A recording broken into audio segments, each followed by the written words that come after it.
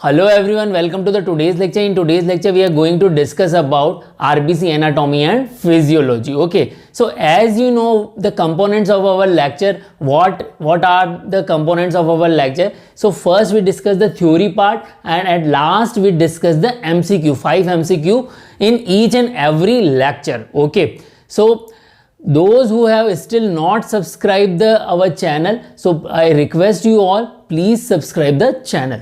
सो यहाँ आगे बढ़ते हैं. यहाँ पर देखिए क्या हम डिस्कस करने वाले हैं. We are discussing RBC anatomy and physiology. Okay, so RBC की एनाटॉमी क्या है, means what is the structure of RBC. Okay, what is the structure of RBC and what is the physiology of RBC. Okay, so यहाँ पर आप देखिए क्या होगा RBC की. अगर हम एनाटॉमी देखते हैं तो यहाँ देखिए आरबीसी की जो स्ट्रक्चर है, what is its structure basically.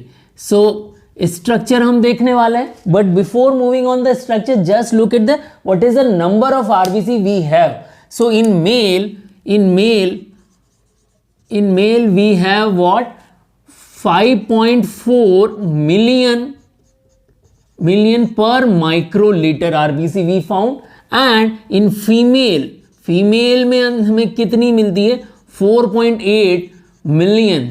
Okay, per microlitre.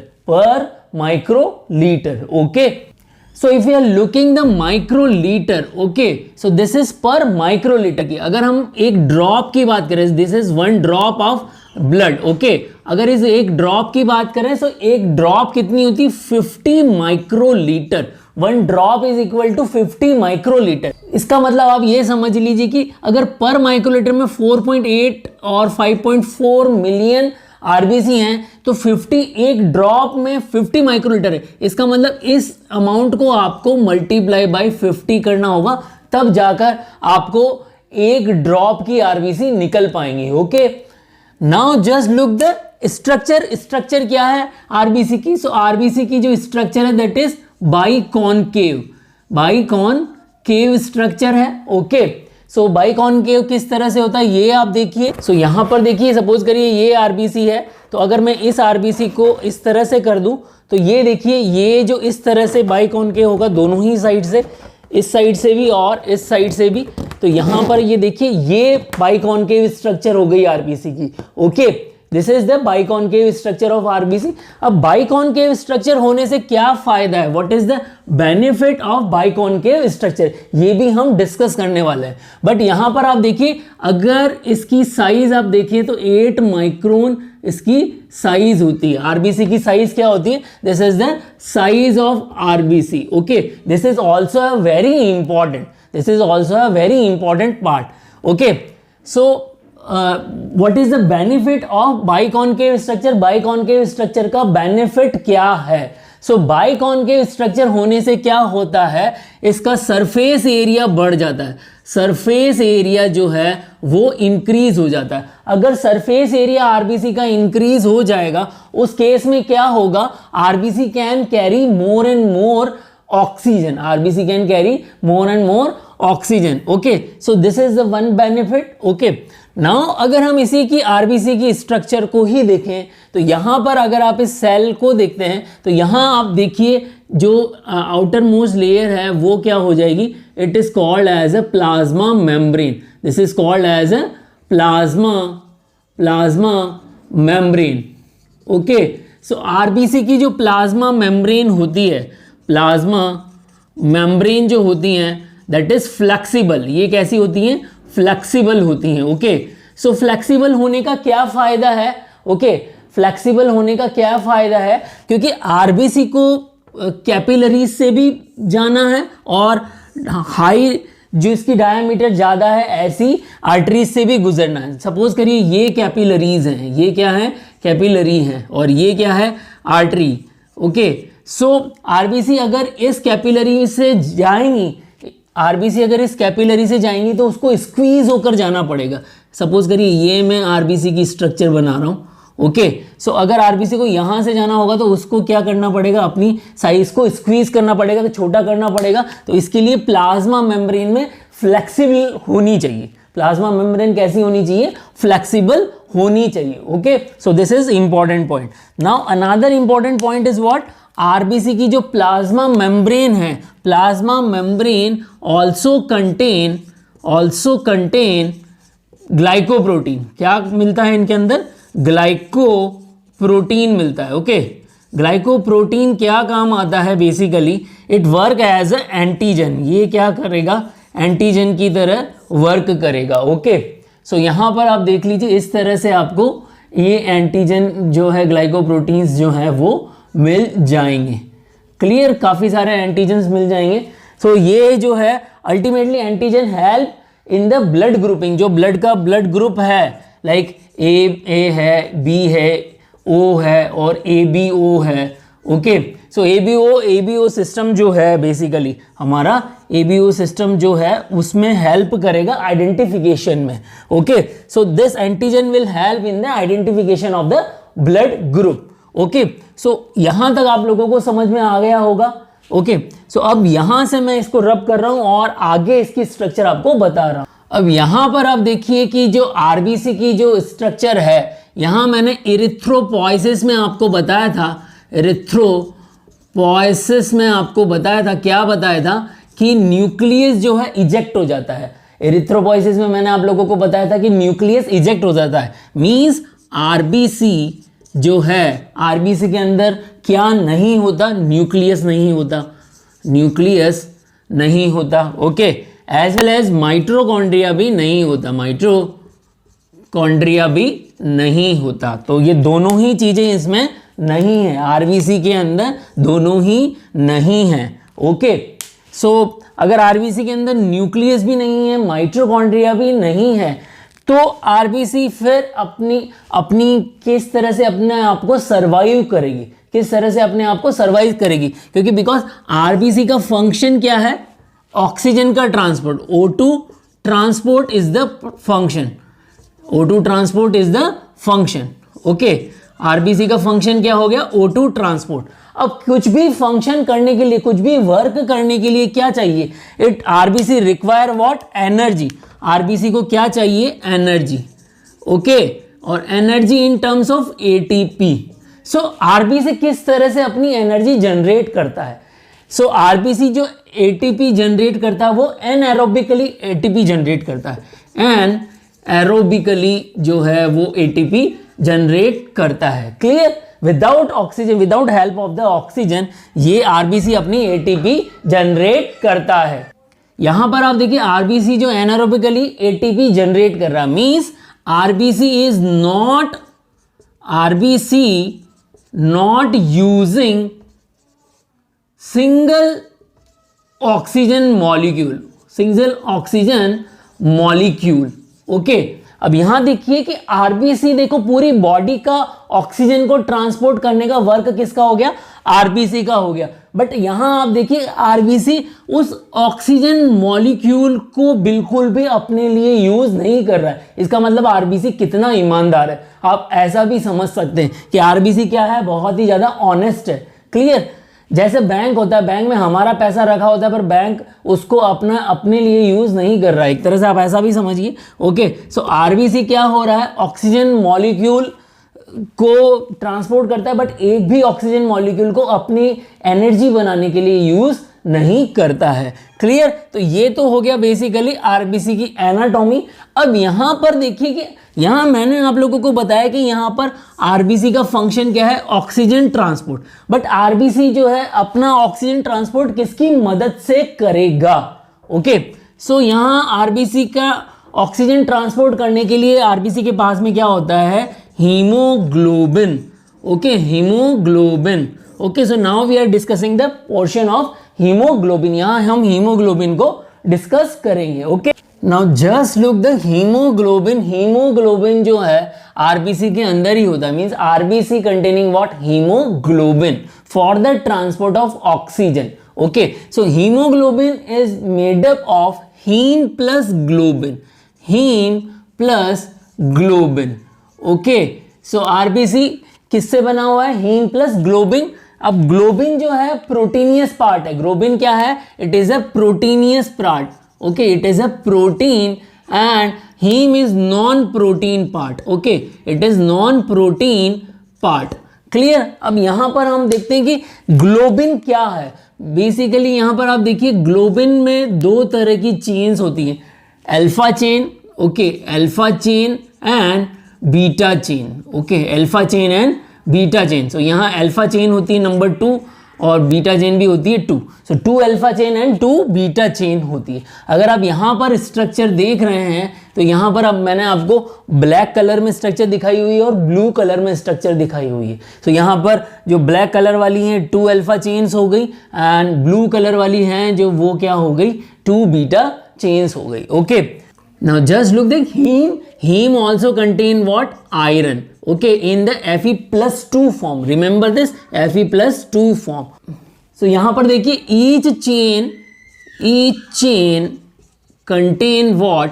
Each chain is attached with the heme, okay.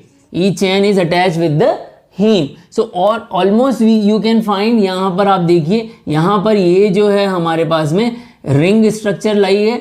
Ring structure में क्या हो गया हमारे पास में हीम हो गया, ओके। सो इस तरह से आपको 4 जो है यहाँ पे रिंग स्ट्रक्चर दिख गई, क्योंकि हर एक चेन के अंदर आपको क्या मिलेगा, हीम मिलेगा, ओके।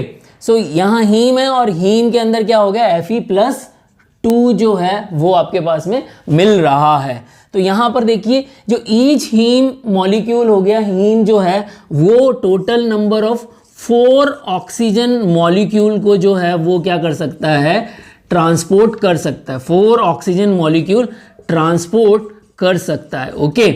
अब यहां पर देखिए each RBC 1 RBC contain 280 million haemoglobin, 280 million haemoglobin molecules, okay. एक आरबीसी के अंदर 280 मिलियन हीमोग्लोबिन मॉलिक्यूल्स होंगे, ओके। तो आप समझ सकते हैं कि आरबीसी के अंदर ऑक्सीजन को कैरी करने की कितनी पावर होगी। सो यहाँ एक आरबीसी की मैंने बात करी है और हमारी सिंगल 1 ड्रॉप के अंदर ही 5.4 मिलियन आरबीसी होती है। तो इसी से आप समझ सकते हैं कि हमारे अंदर इतनी एनर्जी कैसे आती है, ओके। तो यहाँ पर आप समझ गए होंगे कि हीम जो है ऑक्सीजन को किस तरीके से ट्रांसपोर्ट कर सकता है, उसमें कितनी कैपेसिटी है। So heme can also transport, O2 को ट्रांसपोर्ट करता है, CO2 को ट्रांसपोर्ट करता है, ओके। ऑक्सीजन एंड CO2 को ट्रांसपोर्ट करने की इसके अंदर पावर है, ओके। सो यहाँ क्या होगा, ब्लड सेल जो है लंग्स से कहाँ तक, कैपिलरी तक ऑक्सीजन लेकर आएंगी, ओके। एंड यहाँ पर टिश्यू जो होंगे वो क्या करेंगे, tissue will give CO2, tissue will give CO2 to the blood, और ब्लड जो है विल बाइंड, ब्लड के अंदर क्या है आरबीसी है और आरबीसी के अंदर क्या है haemoglobin, haemoglobin will bind with the CO2 and this CO2 will move to the lungs, lungs के पास में चली जाएगी और लंग्स से यहां बाहर निकाल दी जाएंगी, okay. So this is the function, किस तरह से ये CO2 को बाहर करता है। यहां पर आप देखिए कि जो आरबीसी है, आरबीसी के अंदर 2 तरह के हमें हार्मोन्स मिलते हैं, ओके। कौन कौन से हार्मोन यहां पर मिलते हैं वो आप देखिए। तो देखिए कौन से हार्मोन यहां पर मिलेंगे। फर्स्ट जो है हमारा कार्बोनिक एनहाइड्रेज हमें मिलता है एंड सेकंड नाइट्रिक ऑक्साइड। 2 तरह के हार्मोन यहां पर हमें मिल रहे हैं। सो नाइट्रिक ऑक्साइड क्या करता है, basically nitric oxide can bind to haemoglobin. Nitric oxide किससे बाइंड कर जाता है, हीमोग्लोबिन से बाइंड कर जाता है। एंड जब कभी भी आरबीसी को ब्लड प्रेशर को कंट्रोल करना होता है यहां पर, तो nitric oxide is a vasodilatory substance, it is a what, vasodilatory substance. So ये वासोडाइलेटरी सब्सटेंस है, मतलब कि ये ब्लड वेसल्स है हमारी।